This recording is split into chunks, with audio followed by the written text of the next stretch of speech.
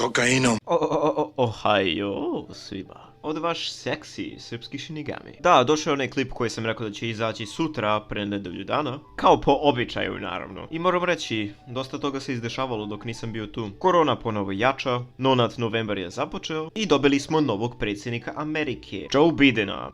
Iako je bilo malo očigledno da je bilo namešteno, Vučić je trebao da pobedi po statistici, ali nema veze. I onako imam pretjerno veliko poštovanje prema Americi. Naravno, ne samo zato što imaju ratne baze širom sveta, nego već zato što imaju ratne baze širom sveta. Je, brate, nemo bombarduješ, please. Ne, ja mnogo volim Srbiju. To hvala legendo, glasam za... Da bombardujem. Ja budući ja sam iz Pančeva, ja ću da stavim da bude u Pančevu. Znači, izabrali smo lokaciju gdje će bomba da padne. Sad moramo da izaberemo jačinu bombe. Znači, možemo ovdje da je ukucamo u kilotonima. Ili, mnogo bolje, da izaberemo neku od podstojećih bombi. Evo ga, Davy Crockett. Znači, i šta treba da uradimo? Samo kliknemo na Detonate.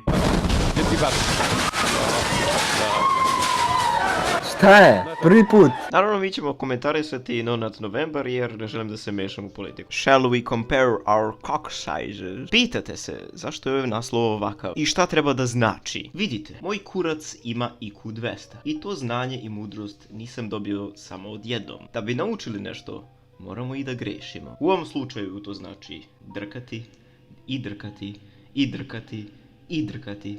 Sve dok vaš kurac ne kaže Ne bre Nikola, nemoj više jebote. napaljen sam. Ne može vi više i drkaš nistu sliku 12 puta, urazumi se. I bum!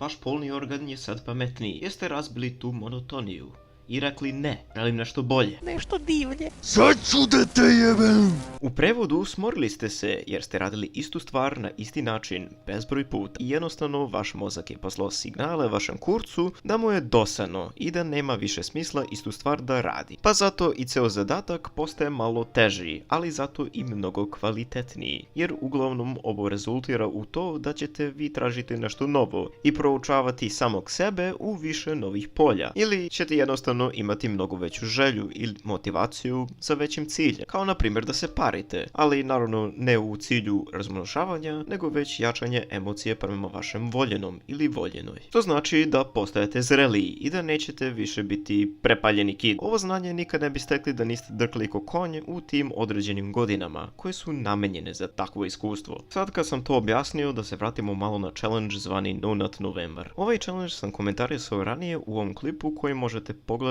ako hoćete. Uglavnom u tom klipu govorio sam kako izbor za drkanje i nedrkanje je zdravo i zašto ne treba imati loše mišljenja o tome. Challenge je napravljen radi zabave, ali bili su ljudi koji su bukvalno krenuli da kače klipove kako ćeš postati Superman ako ne drkaš i kako drkanje utiče loše na vaše zdravlje, što je apsolutno neistinito. Pa sam bio primoran da izbacim taj video. Uglavnom, ako ne preterujete i ako niste frik koji misli da drkanje je prizivanje đavola, onda ste sasvim u redu. Bodrim vašu hrabrost to što neki pokušavaju da eksperimentišu ovo, ali hashtag, pustite vaš kurac da diše. Jer zamislite kako bi se vi osjećali da su vam puna usta, a da to ne možete da izbacite. Poenta ovog klipa jeste da vam objasnim umetnost drkanja. Naravno sad nisam bukvalan. Ako se niste zasitili u nečemu, izdrkajte to najviše što možete. Sve dok se ne poboljšate u tome ili dobijete novu želju za nečim novim. Primjer, bio sam jako mali, mnogi su mi pričali da nema poente i da nema šanse, ali sam nastavio da se drkam i pravim klipove, jer sam to hteo. Vremenom stigli smo ovdje i mogu reći bez drkanja ne bi ni shvatio jednu važnu lekciju. Stvari koje radiš konstantno postaju deo tebe. Što više vremena posvećuješ nečemu,